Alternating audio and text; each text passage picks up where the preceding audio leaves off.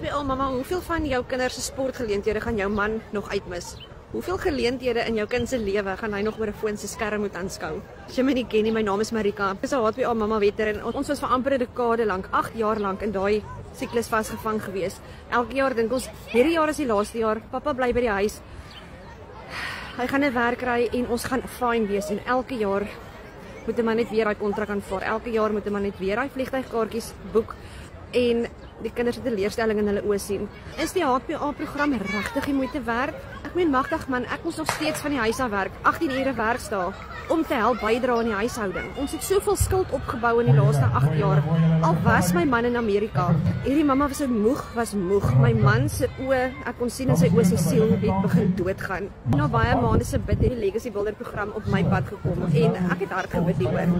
En daar was soveel bevestigings vir ons gegee deur wildvreemde mense oor goed wat ek en my man in persoonlik oor gepraat het. Die Here vir ons bevestig deur wildvreemde mense.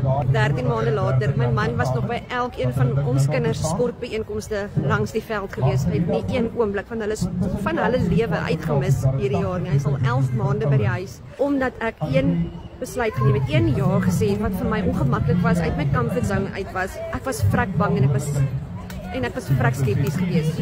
Maar ek sal dit oor en oor weer doen. Soos jy wil weet hoe jy vir jouself 'n inkomste van jou foon af kan bou rondom jou besigheidskedule, waar jy en jou man hulle werke kan los, waar jou man na die buiteland kan uitbring. Sit net vir my 'n ja in die comments. Ek sal dit love om met jou te deel.